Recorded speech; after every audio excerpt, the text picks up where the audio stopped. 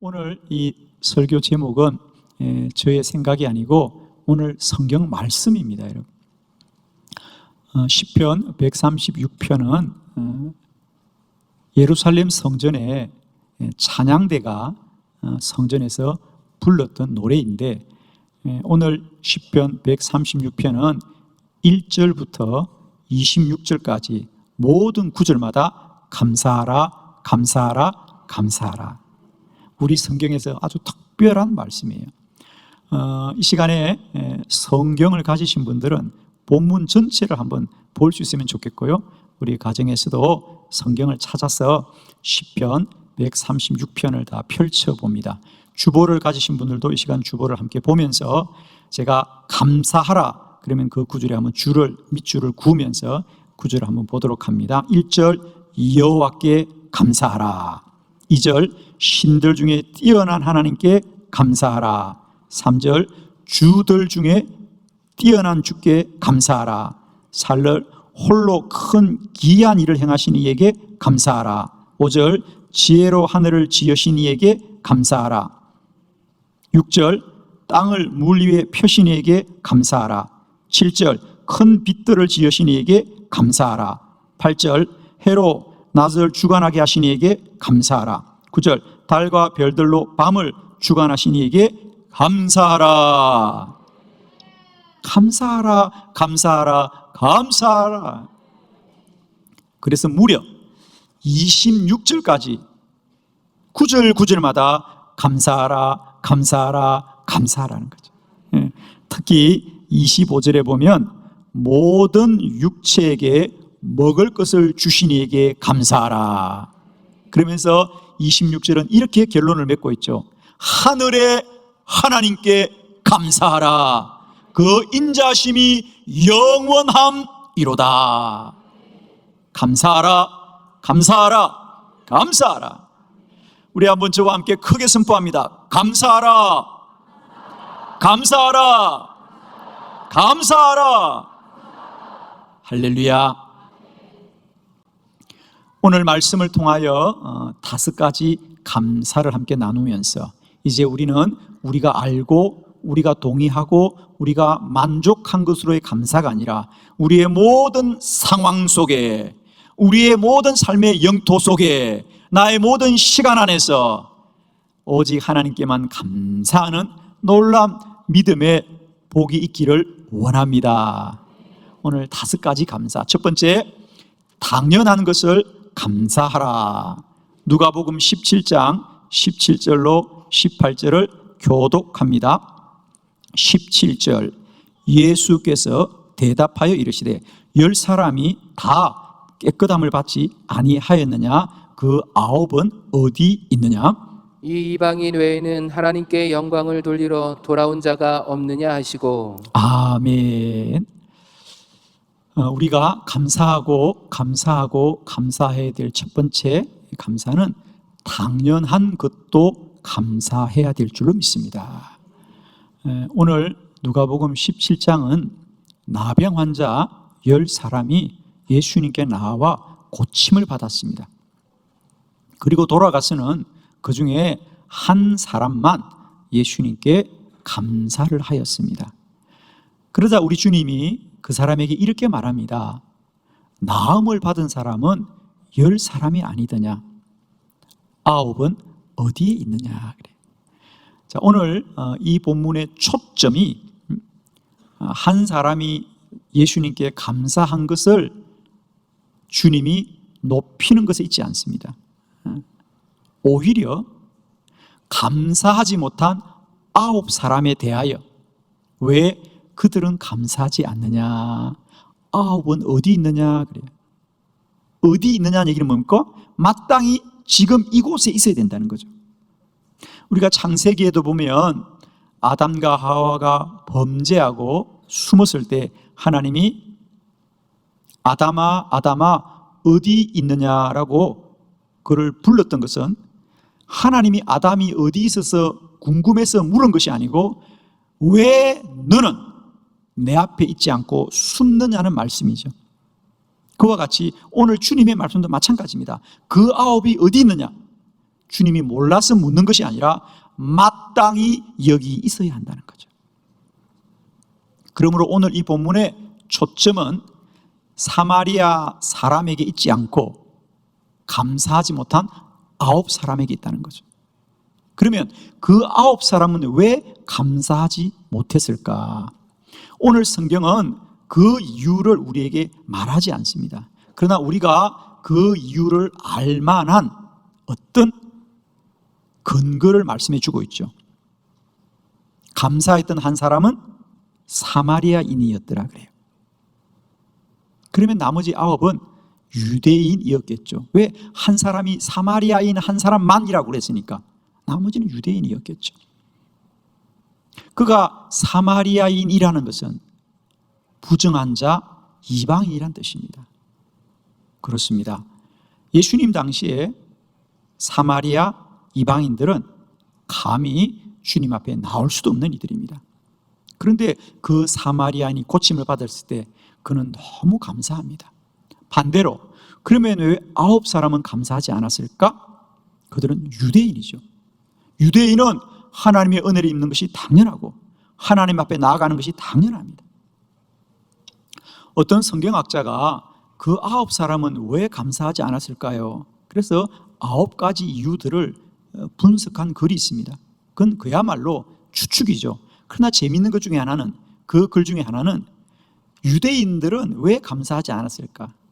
그들은 하나님이 그들을 고쳐주는 것을 당연하게 여길 뿐 아니라 오히려 지금까지 나병으로 고생했던 것을 원망했을 거다.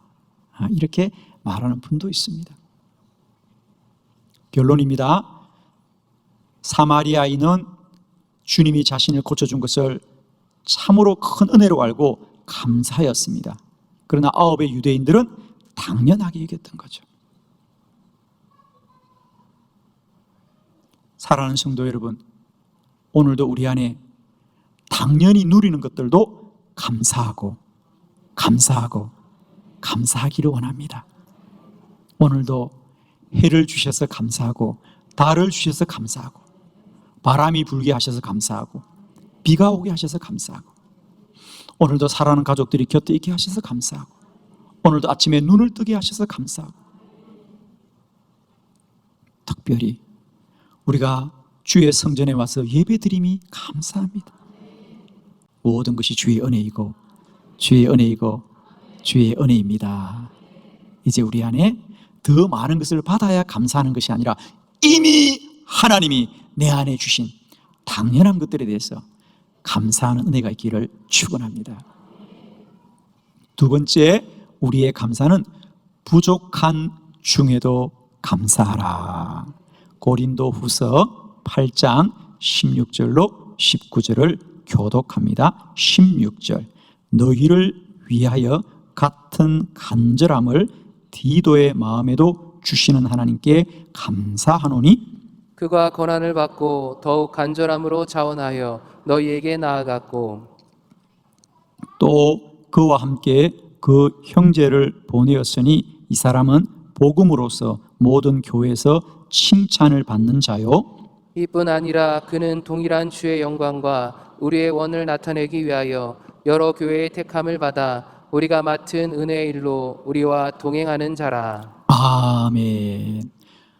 두 번째, 우리의 감사는 부족한 중에도 감사하여야 할 줄로 믿습니다. 우리는 대체로 채워져야 감사하고 그게 더 많이 채워져야 감사를 할 수 있다고 생각하는데 아닙니다. 부족한 중에도 감사합니다. 그러면 우리의 모든 부족이 차고 충만하게 될 줄을 믿습니다. 오늘 본문은 좀 특별한 본문이죠. 사도 바울이 고린도 교회에 편지를 하면서 무엇 때문에 감사하느냐? 그게 16절에 보면 너희를 위하여 같은 간절함을 디도의 마음에도 주시는 하나님께 나는 감사합니다.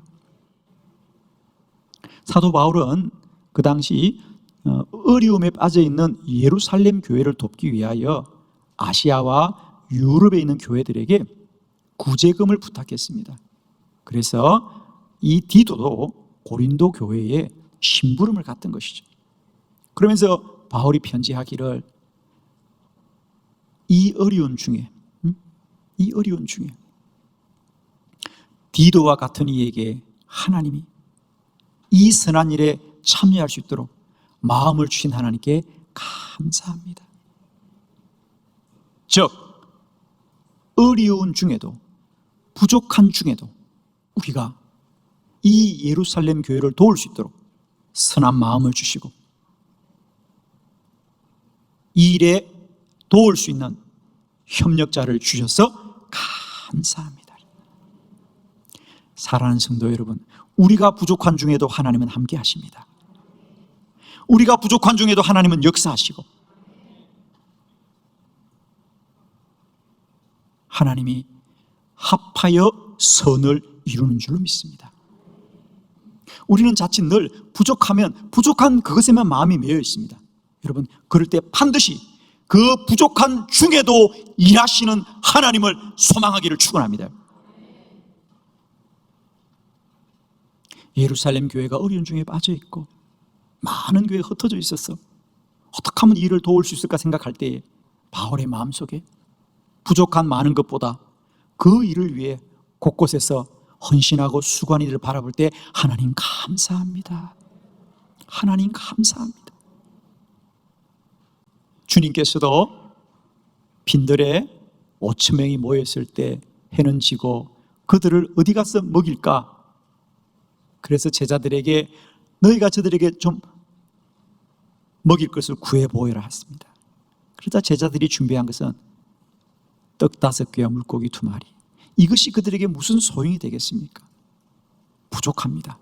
그러나 주님은 그 부족한 것을 붙들고도 하나님께 하나님 감사합니다 축사하였더라. 부족한 중에도 하나님께 감사하자. 그 부족한 것이 5천 명이 먹고도 남음인 놀라운 기적이 일어난 줄로 믿습니다.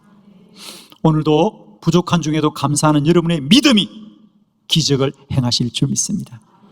부족한 중에도 감사하고 감사하는 은혜가 있기를 그리스도 예수의 이름으로 축원합니다.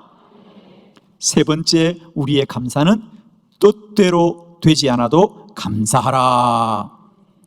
역대상 17장 27절의 본문입니다. 다 같이 믿음으로 합독합니다. 시작. 이제 주께서 종의 왕조에 복을 주사 주 앞에 영원히 두시기를 기뻐하시나이다. 여호와여 주께서 복을 주셨사오니 이 복을 영원히 누리리이다 하니라. 아멘. 다윗 왕의 기도문이죠. 다윗 왕이 이 복을 영원히 누리게 하여 주옵소서. 어떤 복이죠? 그렇습니다. 다윗 왕은 하나님의 성전을 짓기를 정말 소원했습니다. 그래서 왕이 되자마자 빼앗겼던 법궤를 되찾아오고 또 성전을 건축할 많은 자재들을 준비하였습니다.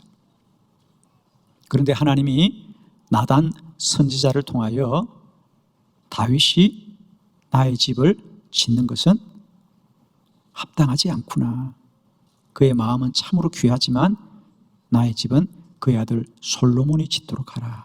그러나 그 대신 내가 다윗과 그의 후손들을 복되게 하리라. 그래서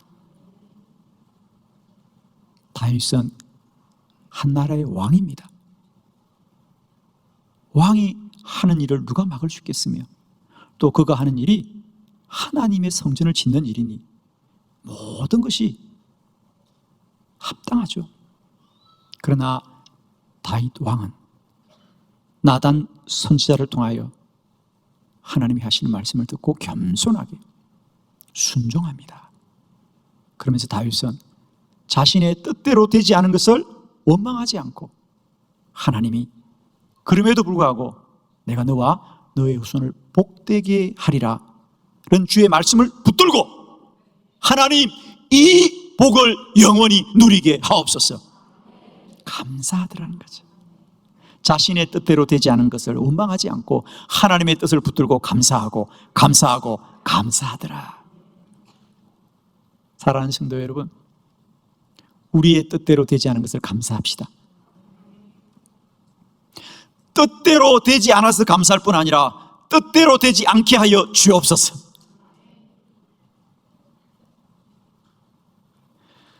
사람의 뜻은 영원하지 않습니다. 사람의 생각은 진리가 아닙니다. 하나님만이 영원하시고 하나님만이 진리십니다. 아멘이시죠? 우리는 내 뜻이 이루어지고 내 뜻대로 되어야만 흡족하다고 생각합니다. 아닙니다. 우리의 갈 길은 오직 주가 하십니다. 주님만이 우리의 길이십니다. 주의 뜻대로 되게 하옵소서. 그러므로 오늘도 나의 뜻대로 되지 않은 것이 원망과 불평이 아니라 감사하고 감사합시다. 사도 바울은 로마서 8장 28절에 이렇게 말합니다. 우리가 알거니와 하나님을 사랑하는 자 곧 그의 뜻대로 부르심을 입은 자들에게는 모든 것이 합력하여 선을 이루느니라. 하나님은 모든 것이 합력하여 선을 이루게 하시는 분이다. 하나님은 선하시고 하나님은 인자하시고 하나님은 영원하십니다. 하나님이 옳습니다. 그러므로 나의 뜻대로 되지 않은 것 감사합니다. 뜻대로 되지 않은 것이 감사합니다. 우리의 고백되기를 축원합니다. 네 번째, 우리의 감사는 분리해도 감사하라. 역대하 20장 21절로 22절을 교독합니다. 21절, 백성과 더불어 의논하고 노래하는 자들을 택하여 거룩한 예복을 입히고 군대 앞에서 행진하며 여호와를 찬송하여 이르기를 여호와께 감사하세 그의 인자심이 영원하도다 하게 하였더니 그 노래와 찬송이 시작될 때에 여호와께서 복병을 두어 유다를 치러 온 암몬 자손과 모압과 세일산 주민들을 치게 하심으로 그들이 패하였으니. 아멘. 유다의 여호사밧 왕 때의 일이죠. 사실은 유다라는 나라는 나라이기보다는 그저 한 지파에 불과하잖아요, 그죠? 원래는 우리가 이스라엘이 한 나라였는데 그것이 이제 나누어지게 되면서 이제 북쪽으로는 이스라엘, 예루살렘을 포함한 아래쪽이 유다인데 사실 유다 지파를 중심으로 한 작은 족속입니다. 그런데 그 유다에 이제 암몬과 모압과 마온의 족속들, 그 주변에 있는 이방의 족속들이 이제 이 유다를 치려고 합니다. 사람의 힘으로는 도저히 이길 수 없는 전쟁입니다. 그러나 여호사밧은 믿음의 왕이었기 때문에 그런 나라의 환난 앞에 그와 모든 백성들이 함께 모여 금식합시다. 사실 더 먹고 힘을 내어도 이길까 한 전쟁인데 오히려 우리는 금식하, 그 뭡니까? 오직 하나님만 의지하겠습니다. 그렇게 하고 이제 전쟁을 나가는데 군대를 앞세우는 것이 아니라 하나님을 찬양하는 자들을 앞세우고 그들에게 군복을 입힌 것이 아니라 거룩한 예복을 입히고 그들은 사람을 움직이기보다 오직 하나님께 찬양하여 이르되 감사합니다. 여호와께 감사하세, 여호와께 감사하세, 여호와께 감사하세. 누가 봐도 불리한 전쟁이고 누가 봐도 이길 수 없는 전쟁임에도 불구하고 사람은 불리해도 하나님은 강하신 하나님이니 하나님께 감사하고 감사하였습니다. 그러자 하나님이 하나님의 군대를 보내어 암몬과 모압과 마온의 족속을 물리친 줄로 믿습니다. 사랑하는 성도 여러분, 우리가 불리해도 감사합시다. 사람이 불리해도 하나님은 강하시다. 다섯 번째, 우리의 감사는 고난 중에도 감사하라. 빌립보서 1장 3절로 6절의 말씀을 교독합니다. 3절, 내가 너희를 생각할 때마다 나의 하나님께 감사하며 간구할 때마다 너희 무리를 위하여 기쁨으로 항상 간구함은 너희가 첫날부터 이제까지 복음을 위한 일에 참여하고 있기 때문이라. 너희 안에서 착한 일을 시작하신 이가 그리스도 예수의 날까지 이루실 줄을 우리는 확신하노라. 아멘. 고난 중에도 감사하시기를 축원합니다. 고난 중에도 감사하라.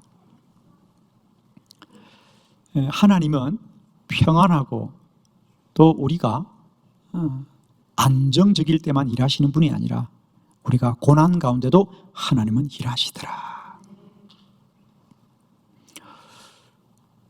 오늘 바울은 빌립보 교회 편지를 하면서 나는 여러분을 생각할 때마다 하나님께 감사합니다. 이게 여러분 어떤 마음으로 다가오십니까? 지금 바울은 로마의 감옥에 갇힌 몸이거든요. 빌립보 교회는 어떤 교회입니까? 사도행전 16장에 보면 바울이 아시아에서 복음을 전하려고 하는데 마게도냐로 건너가 우리를 도우라는 성령의 음성을 듣고 그는 생각지도 않은 마게도냐로 건너가죠. 유럽이죠. 바울은 전혀 생각지도 않은 그곳에 가서 처음으로 복음을 전한 곳이 빌립보 교회고, 그래서 빌립보 교회는 유럽 땅에 처음 세워진 교회입니다. 바울의 마음속에는 특별한 뜻이 있는 것입니다. 오늘 바울이 왜 로마에 옥에 갇혔습니까? 그렇습니다. 복음을 전한 것 때문에 옥에 갇혀 있습니다. 그러므로 즉 바울은 내가 여러분을 생각할 때마다 후회가 됩니다.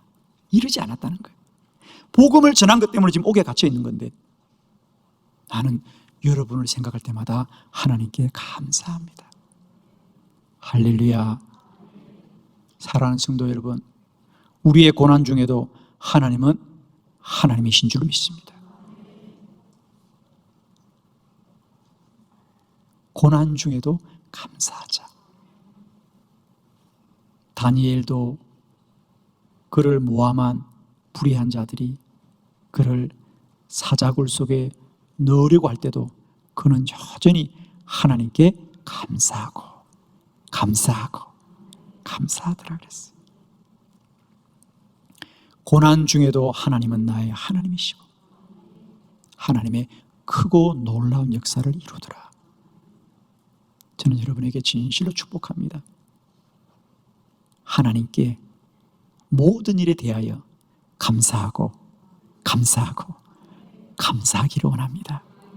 이제 우리가 그저 좋은 것들만, 이익된 것들만, 합당한 것들만 감사하지 말고 오늘 주신 말씀대로 하루하루 내 일상에 당연한 것들도 감사합시다. 부족한 것도 감사하고 내 뜻대로 되지 않은 것도 감사하고 불리해도 감사하고 고난 중에도 감사하는 복된 믿음이 되기를 축복합니다. 우리 한번 저와 함께 크게 선포합니다. 감사하라!